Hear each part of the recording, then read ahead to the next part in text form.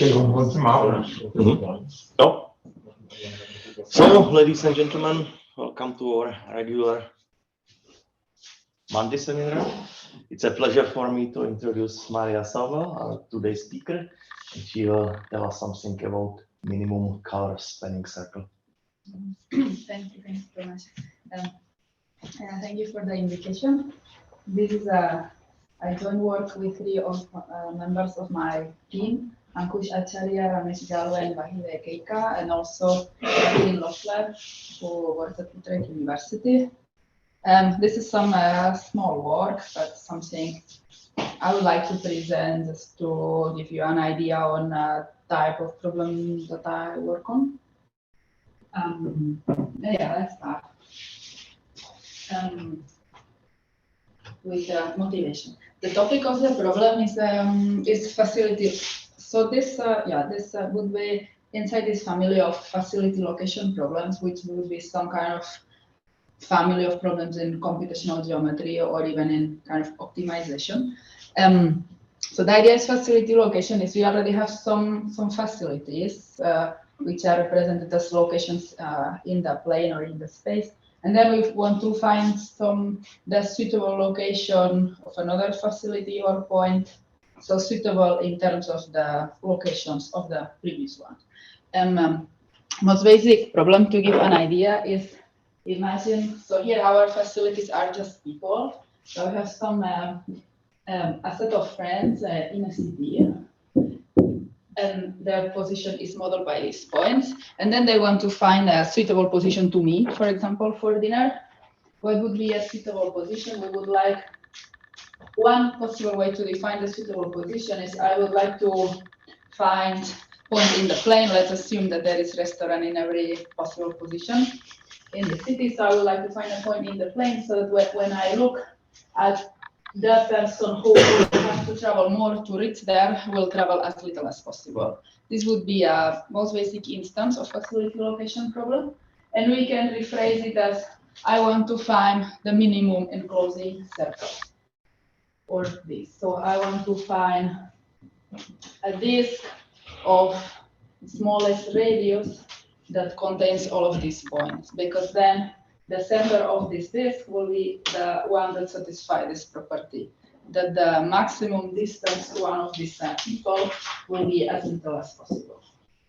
Okay, so this is to give an example. This, of course, was solved many years ago. And here we look at the slightly, let's say, difficult version. But so here all friends are the same. Let's say we all have one type of facility. Here we have different types of facility. Like in this example, we have, for example, supermarkets, schools, hospitals, and gyms, let's say. And now, like, I would like to find, let's say I'm looking for where to buy an apartment, and I would like to buy an apartment in a location that is near to one of its type, right? I don't care which hospital I'm near to, but I want to be near to at least one hospital and to one school. So I want to be near to each of them. And again, the definition of near is the same. So when I look at who is my closest school, who is my closest hospital, when I look at the four types of facilities, and I look which of these facilities is farthest to me among these four types, then this is my definition of cost, of distance. So I look at the one that is farthest, and I want that the one that is farthest is as near as possible. Yeah, so this is the definition of the problem, and we call it minimum color spanning circle. And now you will see why. The idea is now, instead of having indistinguishable points, now points are colored. Why? So for example, all red points are hospitals, and I want to be near to one hospital, I don't care which one of them. So we group the set of locations, we put them into groups according to the type, and for example, I have the red ones, the blue ones, and the green ones.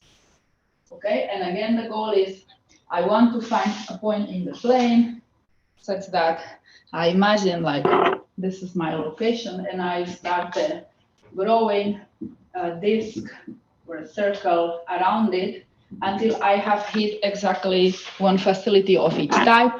and then I stop growing. Like now I have a red, a blue, and a green. And once I have hit one of its type, I start growing. This gives me a radius, okay, until I don't need to grow more. And I want to make this radius as little as possible, which, like, the whole point is about finding the center, but we call it minimum color spanning circle, because we are speaking about the disk, because among all the possible disks in the plane, this is the one, we call it spanning. What does it mean, spanning? That it contains at least 1 point of each color. So this is the one among all of them that contains at least 1 point of each color, the one that has smallest radius. Okay, we can have more than one of the same color. Okay, it's not like exactly one. It has to be at least one, because it comes from this facility location motivation. Okay, so this is the problem. But again, this problem is somewhat old and classic, and the answer for this problem is already known. So we look at this problem from a new perspective, which is the perspective of imprecision. And imprecision in computational geometry was studied, well, first in this PhD thesis of Martin Löffler, who is this, one of the co-authors of this paper. And the idea behind it is that very often we cannot really, when we are collecting data from the real world, we cannot collect it like precisely. There can be some small error.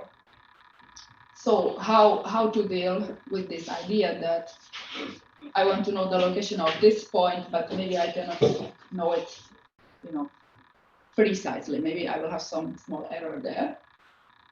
And this somehow, when you introduce this new paradigm, then you can start studying all problems in computational geometry from this new point of view.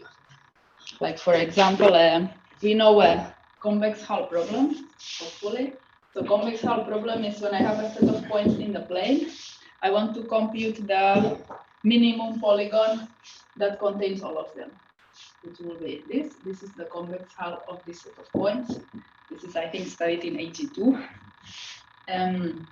So then, well, now we can change the problem, and instead of knowing for sure that this point is here, I know that I will have a point here in some region, that it can be given by a disk, but it can also be given by a segment. So now we don't know the exact position of points, but we know it will lie in some region. And now I can start studying the same problem. But now, since I don't know the exact location of the point, what we do now is well, trying to understand what can happen in the best case and in the worst case. So in this case, for example, we would like to know the minimum convex hull. So we have a set of regions like this, and we need to choose one point of each region such that when I compute the convex hull of the points, I get a polygon of minimum area.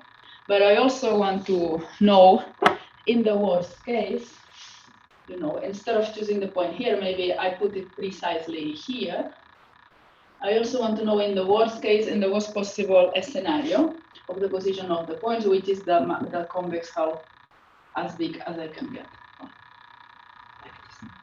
Okay, and now many problems can be studied now, because now instead of input having a set of points, we just the input is regions, and I want to understand the best case and the worst case. And this is what we do in this paper for the problem that I introduced before. Well, here is this idea of the imprecision, and there are many ways to model imprecision, but how we do it here and how it's done more. Usually it's that we have regions, and we know that we have one point in each of this region, but we don't know exactly in that region. And very often the regions are, for example, unit disks, because these are objects that we understand quite well, and if they have the same radius, it's quite easy to manage. But they can also be these regions modeling the point. They can have different radius, they can be these or different radius, or they can be polygons, etc. They can be segments like I drew there, etc. So here is now our problem. Now the input is a set of n unit disks. And the idea is that each of this is modeling the imprecise point. So there is one point inside this disk, and but we don't know exactly where. And each of the disks is colored with one of K colors, like before.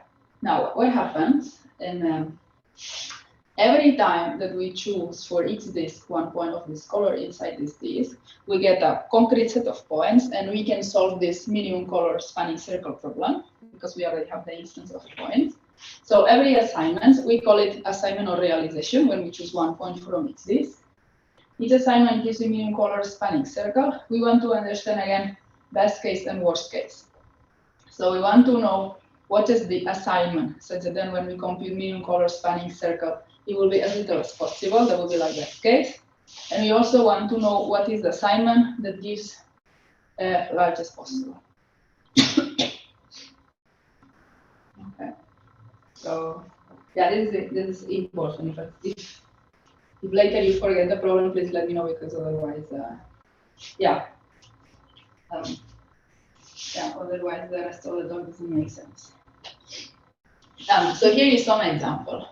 In the left, we have one concrete set of color points, and we have marked there in green what would be the minimum color spanning circle for that set of points.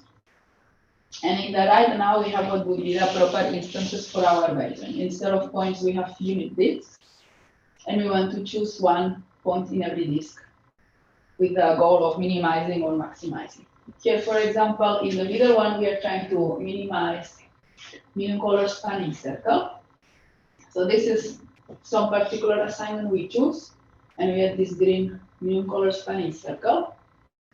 And you see here the idea is whenever I choose a center of the circle, I try to put all the representative as near as possible to that center, right? Because I want to minimize this radius. And here to the right, we have the solution for what we would like to maximize. And the picture already gives the idea why the right problem will be more difficult, because you see in the right one, it is not true that we are trying to bring everything as far as possible from the center to maximize the radius. Because look at this purple here in the middle. If I want to maximize the one in the left, I would try to push the purple to the right to increase the radius.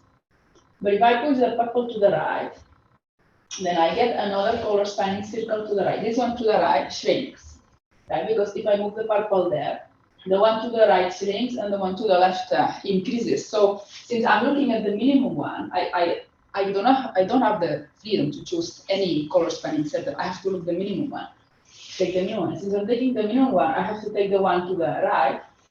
So actually, trying to move the purple there, it doesn't help because it's making the minimum one smaller. So you see, in particular, we see that in this solution here for the largest problem, not all points are in the boundary of their disk. So this gives an idea of the difficulty. Okay, so we will look at these two problems separately. First, we look at the smallest minimum color spanning circle. So the idea is we would like to find a particular assignment of points inside circles, such that when we compute this minimum color spanning circle, it's as small as possible. And here there is the observation that this is equivalent to finding the smallest circle that intersects one region of every color. And this is it because, well, if I have a disk that is intersecting, for example, one blue and one red, and for example, one green, one of every color. So I just put, since there is intersection, I just put the representative there, and then I get here I get a particular realization, and for this realization, this would be minimum color spanning circle. Well, it's not a formal proof, but this gives the intuition that it is enough to intersect all the regions, because then I take a point of intersection as a representative. So this is the idea. And now we see how this problem can be solved very, very easily. So on one hand, we define this C opt, which is this solution. This C opt is the solution of our problem. It might not be unique, okay? So let's say at least one of them. On one hand, we have this, and this has a radius R opt. And on the other hand, now we consider, when we look at our instance, we consider that we take the centers. So we consider one particular realization of our instance that consists of taking the centers of the disk, okay? As a representative of each color, I take the center of the disk. And now, when we have the concrete realization, we can compute minimum color spanning circle. So now, imagine we solve this, and then we get that the solution for this has radius R of C. And we want to see the relation between these two.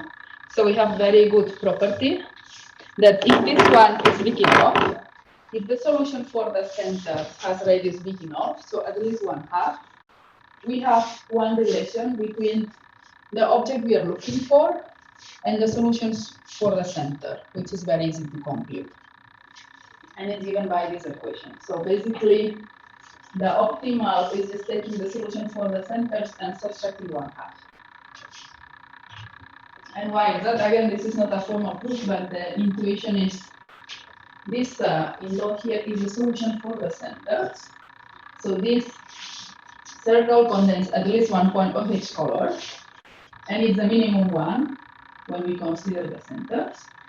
So now if we shrink it by 1/2, since this contains the centers, when we shrink, and this has radius 1/2 diameter 1. When we shrink by 1/2, I'm still touching. You see, the ones that were in the boundary, now I'm only touching. The points like this green that were completely inside the dotted one, well, I'm still touching the green disk. So now what can we do? We just take as representative these points of intersection. When it's just touching, we only have one option for the representative. When the intersection is bigger, we have many options. So we just take this, and that's it, and we have a solution. Right? Intuitively, if I'm containing all the centers, I shrink and I contain at least something. This is, again, would be just one of the two directions that kind of gives the idea that, that this is correct. And yeah, and this is it. So it gives the idea for the algorithm, which would be just simply we compute. So we take the centers, we compute minimum color spanning circle, which is the radius. If the radius is at least 1/2, we use the previous lemma, and we know that all we have to do is shrink by 1/2. If the radius is smaller than 1/2, well, this is an interesting variant. So suppose that this solution for the centers contains this blue point here. If the radius is less than 1/2, it means that the center of this minimum color spanning circle is inside, right? Because the radius of this disk is 1/2. So if this is the center of minimum color spanning circle and the radius is less than 1/2, it means this is inside this disk. And now we take the green one. So the solution for the centers contain at least one green point. Let's suppose this is this one. Since the radius is less than 1/2, it means this black guy is also inside the green circle. So basically the solution is like this.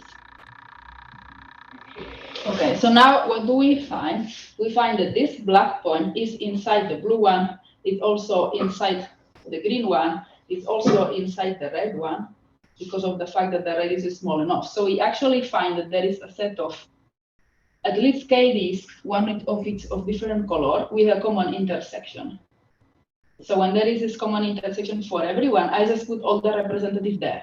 I put the blue one here, the red one here, the green one here. I put everyone there. So I have a minimum color spanning circle of 0 radius, right? Because I can put k points of different color one on top of the other, and I put there my center of disk as well, and that's it.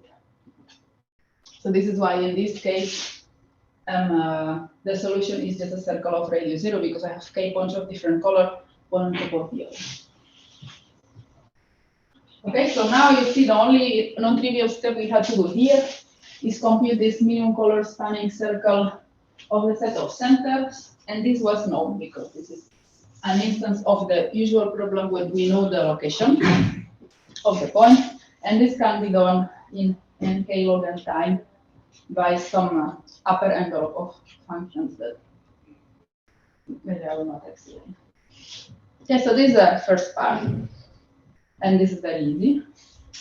That smallest minimum color spanning circle is basically the same as minimum color spanning circle in the exact set. Now more work needs the second part, which is now instead of trying to minimize the radius, we are trying to maximize the radius. Now, wrong argument here is that we could do more or less the same as before. So if I want to test if a point in the plane is the center of this disk giving the solution, I just start growing circles around it until I hit one of each type. But now, when I hit, for example, a blue color, I don't take this one, which is the one that gives me the best solution. I take this one because I want the radius of this as big as possible. So I take this one as representative. So one could imagine that this is the way to solve this problem. But this is not because of what I was trying to explain before. When we are trying to put this guy in a very bad position for this center, we might actually be improving the situation for another candidate of center. So now I cannot say, now I don't know which of the two is minimum color spanning circle. So I don't really know which one I need to minimize, which one I need to maximize. Like the idea before is when we were shrinking, we don't make anything better that is outside. That's why we can work locally. But when we are enlarging, we might be making something better outside. We might be improving some other solution. So this is why here the problem is not local, but it's global. And this is why the problem now, it turns out to be NP-hard. Okay, so this intuition does not work. And it turns out that the problem is NP-hard. Maybe I have not too many details about the reduction. The reduction is from planar resets, which means we have an instance of resets where we are able to embed the variables in horizontal lines, and the clauses either above or before, like this. And yeah, the dependency graph basically looks like this, and the embedding is plain. Okay, and now based on this, we will construct an instance of our problem.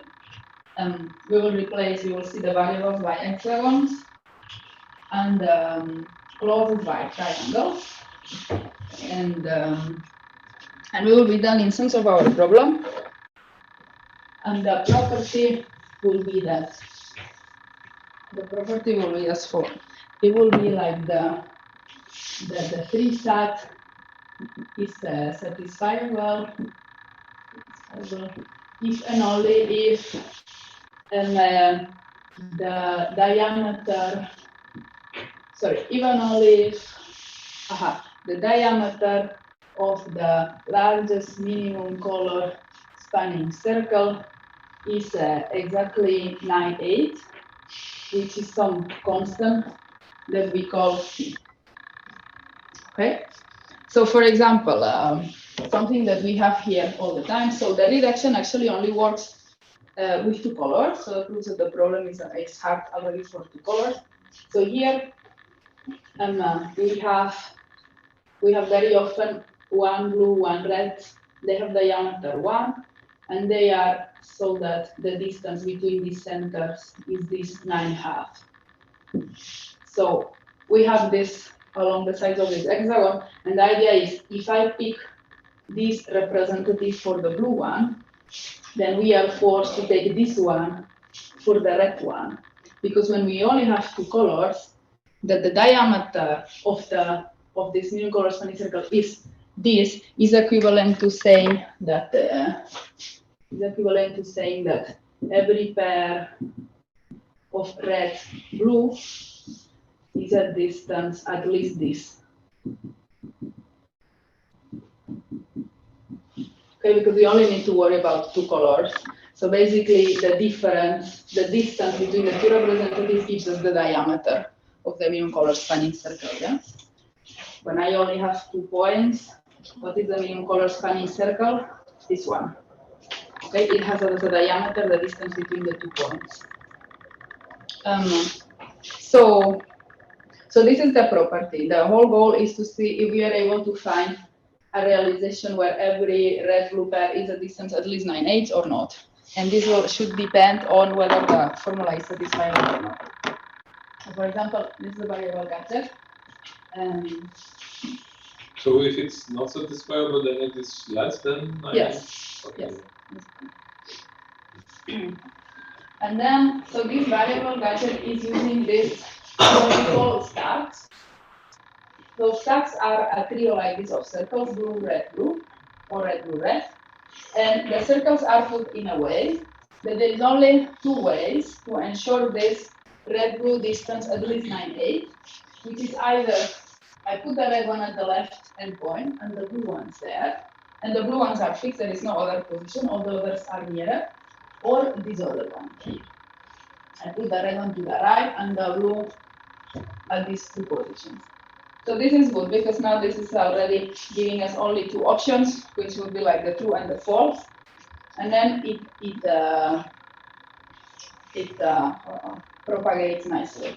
Like if I look here, for example, if I chose the one that puts the red here, then like I was explaining here, I'm already forced to put the blue on the left, the red on the left, blah, blah, blah, blah. And when I reach here, okay, this, I'm not going to it because it's not so interesting. But the idea is the same. It will again force that we continue taking these points to the left. And the other way around, if I choose the one that puts the red one here, then this will propagate. So we will either have all of the points to the left or all of them to the right, if I want to ensure these 9/8. Okay, one of them will be true, the other one will be false. This is not so.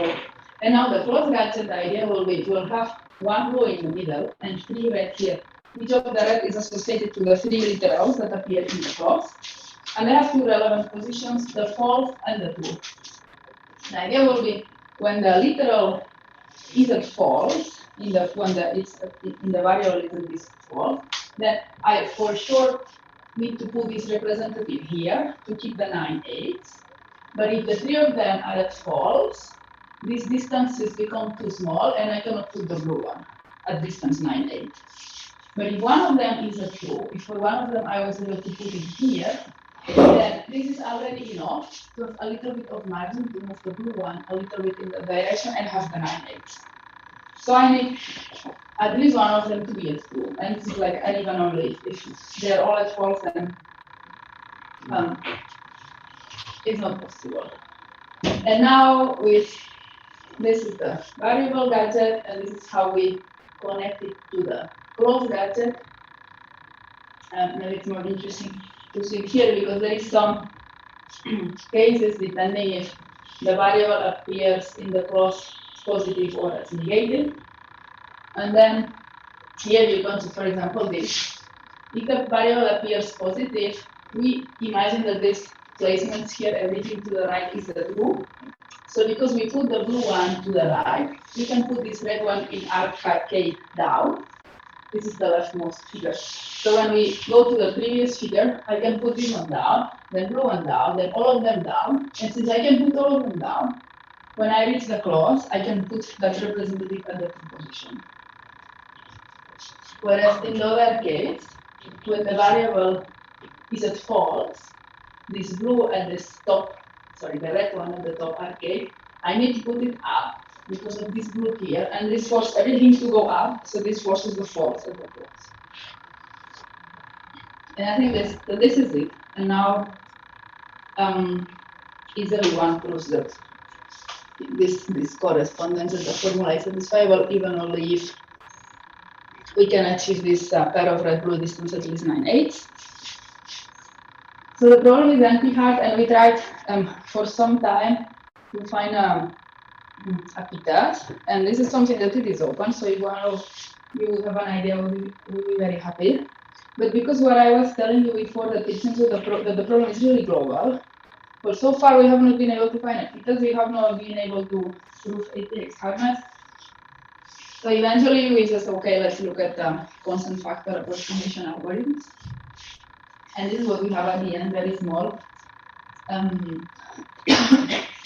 this is based on a lower bound, which is somehow an interesting problem. Like what can we guarantee that will always happen? Like for every instance, what can we guarantee that the worst placement will look like?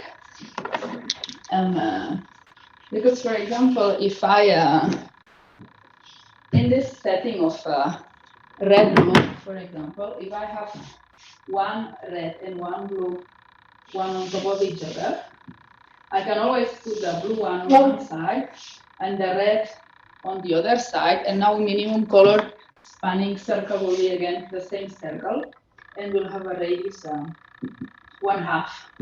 So okay, if this looks like worst case because they are as near each other as they can be, of course, if they are far from each other, I can have much bigger radius. So my postdocs for a long time, they thought that we can always do it so that the radius is 1/2. So here now the problem is I have this set of these.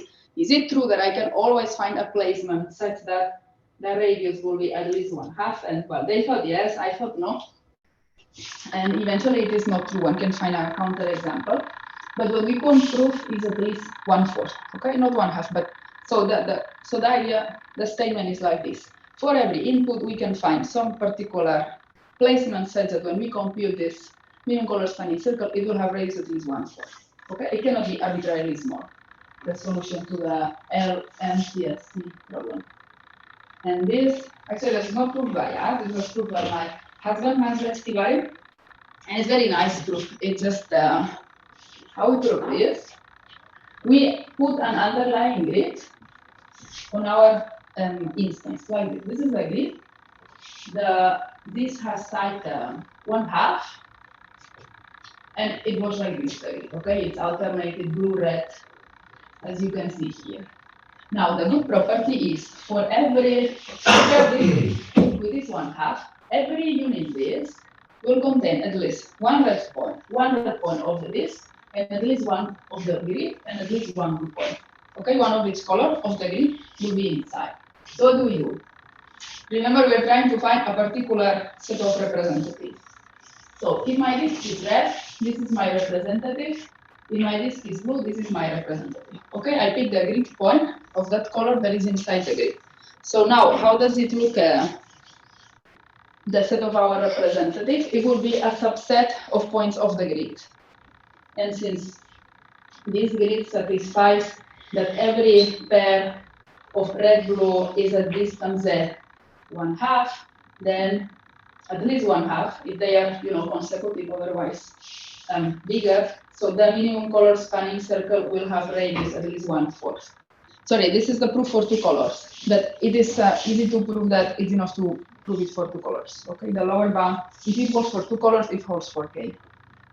So then we have a universal bound. No matter what is the input, we can find a good set of representatives like this. And with this lower bound, then we have upper bound, which is, like we were having before, but for the minimum, but instead of equal, with a smaller equal. So what is this upper bound telling us? Again, this RC is the solution for the centers. So this is telling us whenever we have a solution for the set of centers, if I enlarge it by 1/2, how to draw this? Suppose this is a solution, a minimum color spanning circle for the set of centers. It contains, for example, these two in the boundary and one completely inside. Now, if I enlarge the radius by 1/2, no matter which representative I pick here, I'm going to contain it, right? Because when I enlarge this by 1/2, I contain the whole disk. So no matter which representative, this gives a color spanning circle. So the minimum color spanning circle cannot be bigger than this, okay? Because this is already one. But you see here, before we had this property with a minus for the minimum with an equal, so that give an algorithm, but now we only have the upper bound, this is why. So now, okay, with these two bounds, we can design very simple approximation algorithms. Because what we do is, we compute this minimum color spanning circle for the centers of the disks. If it is big enough, we just return it. The approximation is good enough because we know that they cannot be too far, the solution for the centers and the solution for our problem. But if it is very small, smaller than 1/4, we just return the solution from before, the one with the grid, which we know that gives us 1/4. 4 more, but I guess this is 1/4, and that's it. And this is already gives a 1/3 approximation. Yeah, and like I said, if somebody comes up with either pitas or APX hardness, we will be like extremely happy. And that's it. Thank you very much. So this we can compute very. No, that's it. This we can compute again very efficiently because we again only have to compute the minimum color spanning circle for the disks. And that's it. Yeah. Now, thank you. Thank you. Thank you.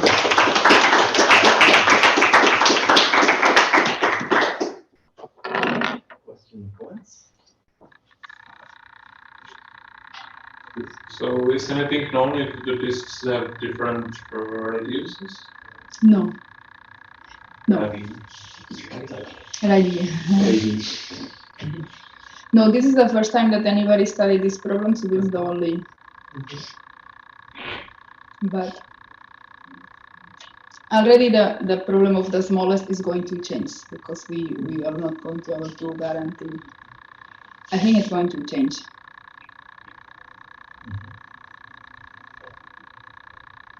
Another question: if I was to compute the smallest, like if I went to a higher dimension, would it change something, or problem change significantly? Minimum color spanning sphere in higher dimensions. Or even the approximation. I mean, I don't know. I wanted to look it up.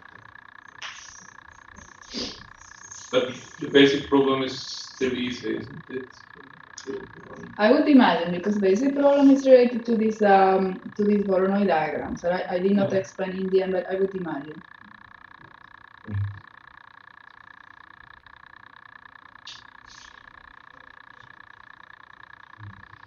Any more questions?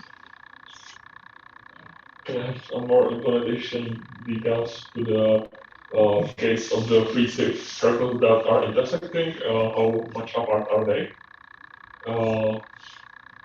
We have the gadget when we have two circles with one color and the middle one circle was in the other color, Right. and there were the two possible states. Right.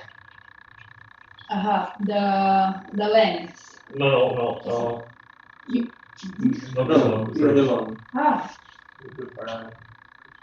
No, which one? No. This one in the middle one, yes. This one? It's three already. Yeah. I thought that it's Three already. Sorry, what? Just the 3 8s are from.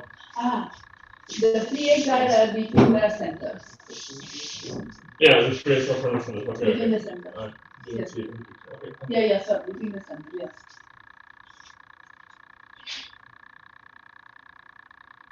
Okay. Any other questions? It seems to be concluded. Thank you very much. Thank you.